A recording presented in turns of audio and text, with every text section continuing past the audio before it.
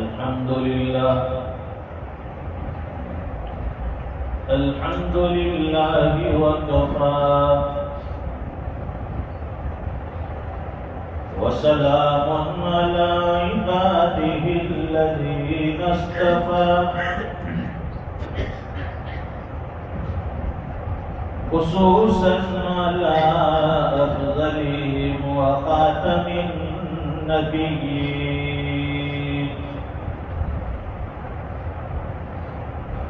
محمد الأمين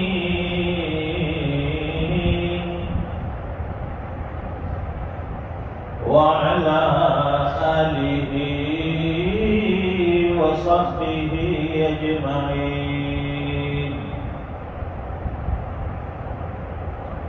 أما بعد فأعوذ بالله من الشيطان الرجيم.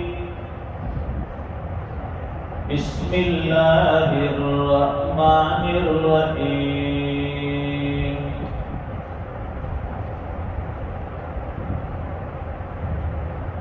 لن ينال الله لحومها ولا دماؤها ولكن يناله التقوى منكم. وقال الله تبارك وتعالى وإذ ابتلى إبراهيم ربه بكلمات فأتمهن صدق الله العظيم. اللهم صل على سيدنا ومولانا محمد وعلى آل سيدنا محمد وبارك وسلم. بزرگوں اور دینی بھائیوں، دین اسلام یہ دین فطرت ہے.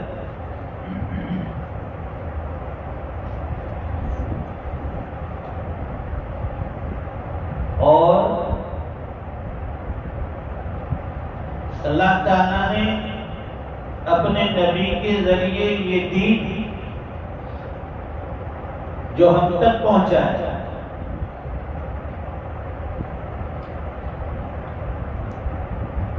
اس دین پر چلنے کی ذمہ داری ہر انسان کی ہے، کیونکہ اللہ تعالیٰ ہر زمانے میں نبی اور رسول کو مبعوث فرماتے رہے اور ان کے ساتھ وہ شریعت، دینی احکام یہ بھی نازل فرماتے رہے. ہر نبی کو کتابیں دی گئی، صحیفے دیے گئے. بعض نبی کو صحیفے ملے، بعض کو کتابیں ملی، اور اس میں سارے اس زمانے کے اعتبار سے دینی احکام موجود ہوتے ہیں.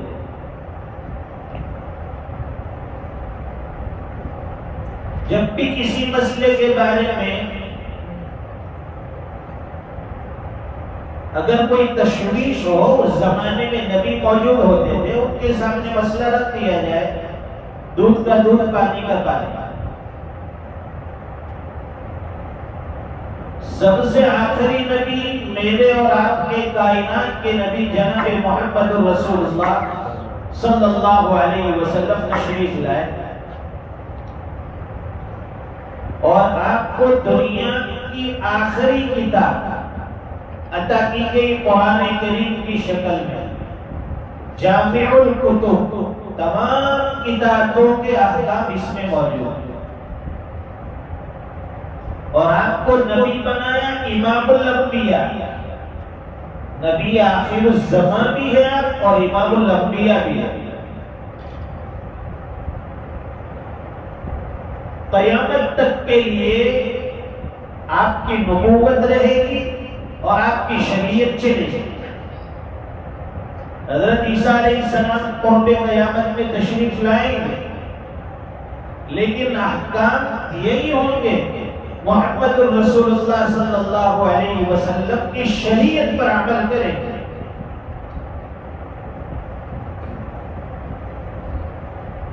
تو دین یہ دین فطرت ہے۔ گھر میں خوشی کا موقع ہو تب بھی شریعت ہمارے سامنے، اگر ہم آ جائے کوئی صدمہ تکلیف ہو جائے تب بھی شریعت ہمارے سامنے۔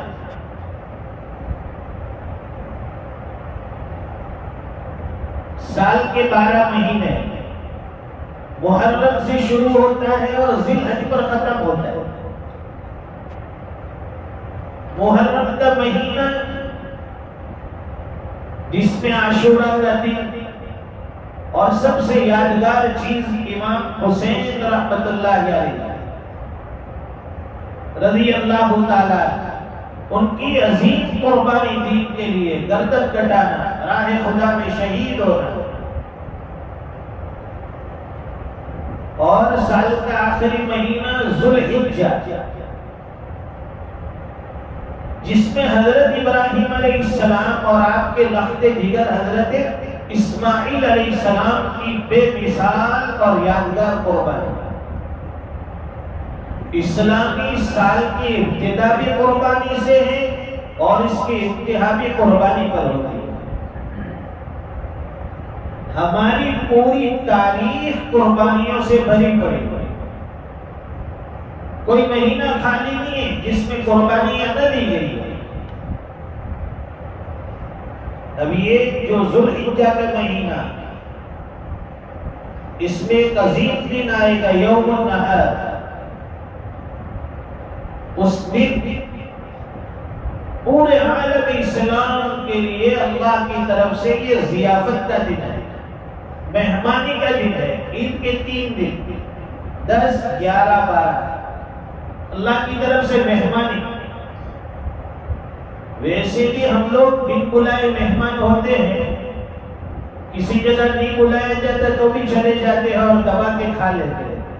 یہ تو اللہ کی طرف سے حکم ملا کہ 3 دن آپ لوگ ہمارے مہمان ہیں، امت مسلمہ اللہ کی مہمان۔ اس میں خوب ضیافت کرو، کھاؤ، کھلاؤ، پلاؤ، لیکن ایک شان کے ساتھ،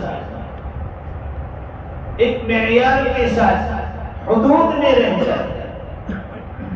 ہماری کسی خوشی سے کسی دوسرے انسان کو اذیت اور تکلیف نہ پہنچے، اس کا خیال رکھا جائے۔ تو یہ یادگار قربانی شروع ہوتی ہے، یہ ذو الحجہ کی حضرت ابراہیم علیہ السلام کی یادوں سے جڑی ہے۔ حضرت ابراہیم علیہ السلام جو جد امجد ہے، قرآن کریم میں اللہ فرماتے ہیں وَإِذِ ابْتَلَىٰ إِبْرَاهِيمَ رَبُّهُ بِكَلِمَاتٍ فَأَتَمَّهُنَّ۔ ہم نے ابراہیم علیہ السلام کو چند باتوں میں آزمایا، سو انہوں نے اس کو پورا کر دکھایا۔ آزمائشیں، امتحانات، ایگزام، 10ویں کا ایگزام، 12ویں کا ایگزام، نیٹ کا پیپر، بچے پریشان، ماں باپ پریشان، بڑا سخت امتحان ایگزام۔ یہ تو حضرت ابراہیم علیہ السلام کا بڑے بڑے اعتبار سے امتحان لیا گیا، کوئی چھوٹے امتحان نہیں تھے، بڑے امتحان لیے گئے، بڑی آزمائش آئی۔ مفتی صاحب بیان فرمائیں گے، تشریف لائیں آپ حضرت کو۔ ایک قربانی ختم ہوتی ہے، ایک امتحان ختم ہوتا ہے، اس کے بعد دوسرا۔ پہلے تو حضرت ابراہیم علیہ السلام نے جب ابتدا کی، دیکھا کہ پوری قوم، یہاں تک کہ اپنا خاندان، یہ سب خود پرستی میں ملوث ہے، مبتلا ہے، اور وقت کا نمرود جو اپنے آپ کو خدا مان بیٹھا ہے، سب اس کی ہاں میں ہاں ملا دیا۔ حضرت ابراہیم علیہ السلام نے جب اپنی قوم کو گمراہی میں دیکھا تو سب کو ایک اللہ کی طرف بلایا، دعوت دی۔ جیسے ہی آدمی حق کی آواز بلند کرتا ہے، حق کے لیے کھڑا ہوتا ہے، چاروں طرف سے حالات اسے گھیر لیتے، آزمائش آتی ہے۔ حضرت ابراہیم علیہ السلام نے بھی جیسے ہی یہ دعوت دین پیش کی، دعوت اللہ پیش کی، لوگ دشمن بن گئے، اپنے مخالف بن گئے۔ اب یہ نمرود نے بھی دیکھا کہ حضرت ابراہیم علیہ السلام کی یہ دعوت کہیں قوم کو مجھ سے دور نہ کر دے، اسے اپنی گدی، اپنے مرتبے، اپنے منصب کی فکر دی، اس لیے سب نے مخالفت شروع کی۔ ایک وقت آیا، مختصراً عرض یہ ہے کہ حضرت ابراہیم علیہ السلام کو نمرود اور اس کی قوم نے آگ جلائی اور اس میں ڈالنے کا فیصلہ کیا۔ اب یہ اللہ کے خلیل تھے، ایمان والے کا یقین اللہ کی ذات پر ہوتا ہے، اور نبی سے بڑھ کر کس کا یقین ہوگا اللہ کی ذات پر۔ حضرت ابراہیم علیہ السلام نے اس کے لیے اپنے آپ کو تیار کر لیا، ذہنی اعتبار سے بھی تیار ہے، جسمانی اعتبار سے بھی تیار ہے، ایمانی اعتبار سے بھی تیار ہے۔ معلوم ہے کہ اللہ کی طرف سے ایک امتحان ہے۔ جب آپ کی لپٹیں اور اس کے شعلے آسمان کی بلندیوں کو چھونے لگے تو نمرود اور اس کی قوم نے حضرت ابراہیم علیہ السلام کو اس میں ڈال دیا۔ یہ آگ ابھی چند منٹوں میں حضرت ابراہیم علیہ السلام کا خاتمہ کر دے گا، لیکن یہ آگ خدائی آگ تھی، اس کی تاثیر خدا کے ہاتھ میں ہوتی ہے۔ جیسے یہ حضرت ابراہیم علیہ السلام نارے نمرود میں کودے ڈالا گیا، اللہ کی طرف سے وہی ملی، آگ کو حکم ملا، یا نار کونی بردا وسلاما علی ابراہیم، اے آگ ٹھنڈی اور سلامتی والی ہو جا حضرت ابراہیم علیہ السلام کے لیے۔ جو آگ جلانے کا کام کرتی ہے حضرت ابراہیم علیہ السلام کے لیے وہ گلزار بن گئی۔ آگ جلانے میں اللہ کے حکموں کی محتاج، پانی ڈبونے میں اللہ کے حکموں کا محتاج، چھری کاٹنے میں اللہ کے حکموں کی محتاج، اللہ کے حکموں کے بغیر کچھ نہیں ہوتا ہے۔ وہی نار حضرت ابراہیم علیہ السلام کے لیے گلزار بن گیا، صحیح سلامت نکل آئے۔ ایک امتحان پورا۔ دوسرا امتحان حکم ملا کہ ابراہیم اپنے بیوی بچوں کو لے کر یہاں سے چلے جاؤ، ملک شام سے ہجرت کر لو۔ کہاں جانا ہے وہ ڈائریکشن نہیں دیا گیا، کوئی لوکیشن نہیں بتایا گیا، بس نکل جاؤ۔ ہم لوگ سفر کرتے ہیں کہیں جانا ہے، پہلے پوچھتے جماعت والے بھی بھائی کہاں کا روٹ ملا ہے، کوئی اچھی جگہ جہاں مہمانی بھی ہو، ذرا تعاون بھی ہو، طعام بھی اچھا ہو، نئے نئے ساتھی جڑے ہیں، دعوت بھی ملتی رہے، یہ پہلے پوچھتے ہیں۔ کہتے کہ راندیر کا ملا ہے، سورج کا ملا ہے، چلو مجھے آ جائے، مہمانوں کی دعوت ہوگی برابر۔ لیکن ایسا نہیں کہ ادھر واڑے گام میں کوسرا میں ہے، خود پکانا پڑے گا، خود کھانا پڑے گا، بہت محنت، بہت مجاہدہ۔ تو حضرت ابراہیم علیہ السلام کو کوئی لوکیشن نہیں دیا، نکل جاؤ۔ اب گائیڈ حضرت جبرائیل علیہ السلام کو ساتھ میں بھیجا کہ جاؤ ان کو لے کر نکلو۔ حضرت ابراہیم علیہ السلام حضرت جبرائیل علیہ السلام کے ساتھ اپنے گھرانے کو لے کر نکلے۔ کہاں نکلے؟ بے آ ہو گیا۔ جب کوئی اچھی جگہ آتی، پانی والی جگہ ہوگی، جہاں ہریالی ہوتی، حضرت ابراہیم علیہ السلام پوچھتے کہ یہاں ٹھہر جائے۔ حضرت جبرائیل علیہ السلام فرماتے کہ نہیں، یہاں کا حکم نہیں، اور چلیے۔ چلتے چلتے کہاں پہنچے؟ مکہ مکرمہ، اور جہاں صفا مروہ کی پہاڑیاں تھیں، بے آ ہو گیا۔ نہ انسان، نہ حجر، نہ شجر، نہ پانی، نہ کھانا، کوئی چیز نہیں۔ ایسی جگہ پر لے جا کر اتار دیا۔ امتحان اسی پر ختم نہیں ہوا، پھر حکم ملا کہ بیوی بچوں کو یہیں چھوڑ دو اور خود ملک شام چلے جاؤ۔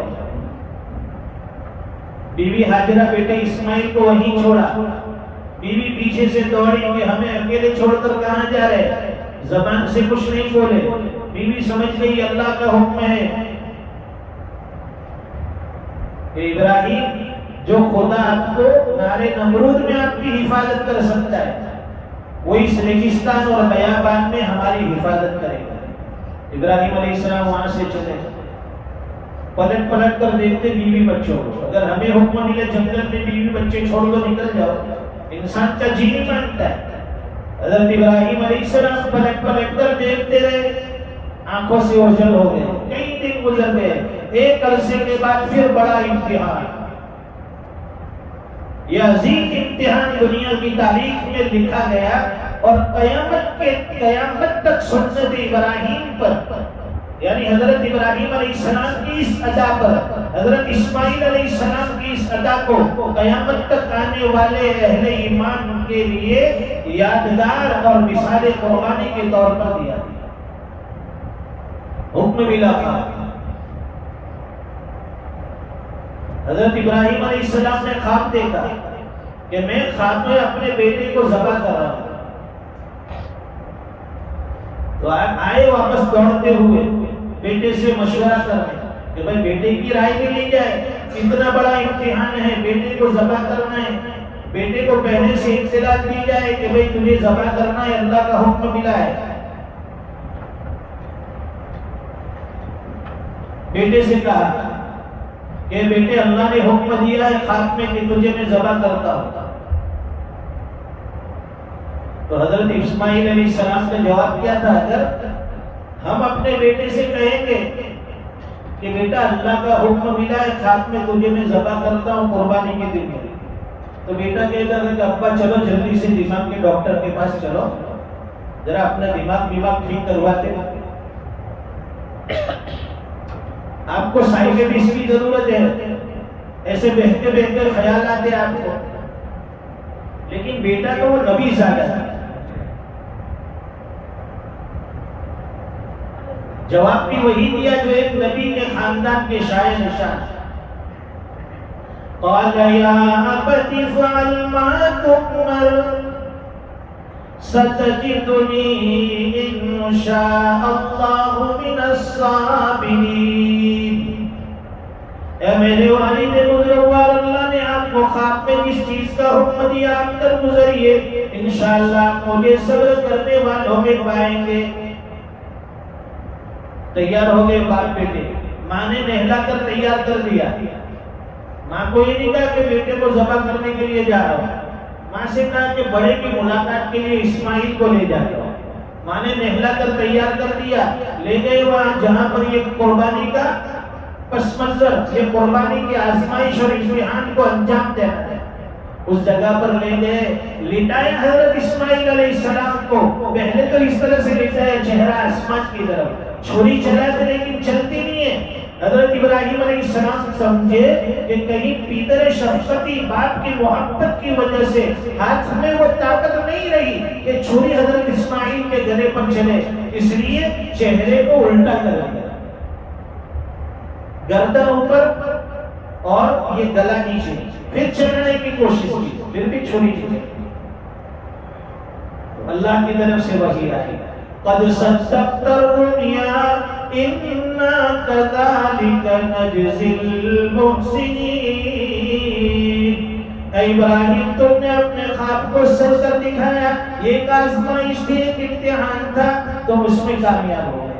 اب حضرت اسماعیل کی جگہ پر جنتی میڈھا ملا، اسے ذبح کیا، جانور کو ذبح کیا، مینڈے کو ذبح کیا، لیکن اللہ کے یہاں اجر جو ملا اپنے بیٹے کی قربانی کا اجر ملا۔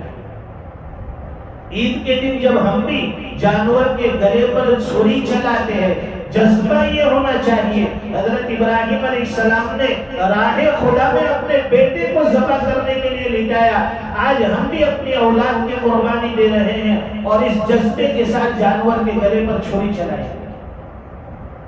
اب اس سے فائدہ کیا ہوگا؟ کیا یہ جانور کے گلے پر چھری چلانے سے جو خون نکلا ہے وہ اللہ کے یہاں پہنچے گا؟ کیا اس کی کھال پہنچے گی، اس کی ہڈیاں پہنچے گی، اس کا گوشت پہنچے گا؟ نہیں، یہ سب آپ کا، خون بھی تمہارا، چمڑا بھی تمہارا، ہڈیاں بھی تمہاری، گوشت بھی تمہارا۔ تو ہمیں کیا ملا؟ اللہ فرماتے لَن يَنَالَ اللَّهَ لُحُومُهَا وَلَا دِمَاؤُهَا وَلَكِن يَنَالُهُ التَّقْوَىٰ مِنكُمْ۔ اللہ کے یہاں نہ قربانی کے جانور کا خون پہنچتا ہے نہ اس کا گوشت پہنچتا ہے، اس کے یہاں تو تمہارے دلوں کا جذبہ، تمہارے دلوں کا تقویٰ پہنچتا ہے۔ تو ہمیں تقویٰ پہنچانا ہے اللہ کے یہاں، راہ خدا میں سب کچھ قربان کر جائے، وہ جذبہ قربانی سے حاصل ہوتا ہے۔ صرف جانور کے گلے پر چھری چلا کر قربانی دے دینا یہ قربانی نہیں، بلکہ جب جب بھی دین اسلام کی طرف سے آواز ملے، اللہ کے احکام کے سامنے ہمیں سر تسلیم خم کرنا ہے۔ بڑی سے بڑی قربانی اپنے ایمان کے لیے، اپنے اسلام کے لیے، اپنے مذہب کے لیے دینے کے لیے ہم تیار ہو جائے۔ ایک ایمان والے کا یہ جذبہ ہوتا ہے۔ اللہ تعالیٰ آنے والے دنوں میں پوری امت مسلمہ کو وہ خوشی عطا فرمائے کہ اللہ جس سے راضی ہو جائے، ہر قسم کے فتنے سے، آزمائشوں سے، انتشار سے اللہ تعالیٰ امت مسلمہ کی حفاظت فرمائے، اور احتیاط سے ایسے قربانی کرے کسی غیر کو تکلیف نہ ہو، پڑوسیوں کو تکلیف نہ ہو، راستے میں وہ جانور کی ہڈیاں، اس کی کھال، اس کی کوئی غلاظت، اس کی اوجڑیاں، اس کی کوئی گندگی راستے میں نہ گرے، پڑوسیوں کے یہاں نہ گرے جس سے دوسرے کو تکلیف ہو۔ غیروں کو تو نہیں بلکہ خود اپنے رشتہ داروں کو، پڑوسیوں کو تکلیف ہوتی ہے۔ جانور ذبح کر دیا، اس کی اوج وہی پڑی ہے، اس کی ہڈیاں وہی پڑی ہے، اس کی گندگی ہوگی، پڑوسیوں کو بھی تکلیف ہوگی۔ اس لیے پورے احتیاط سے کام کرے اور قربانی اس طرح سے انجام دے کہ ہمارے اڑوسی پڑوس بھی راضی ہو جائے اور ہمارا اللہ بھی ہم سے راضی ہو جائے۔ اللہ تعالیٰ کہیں سنی باتوں پر عمل کی توفیق عطا فرمائے۔ وآخر دعوانا الحمدللہ رب العالمین۔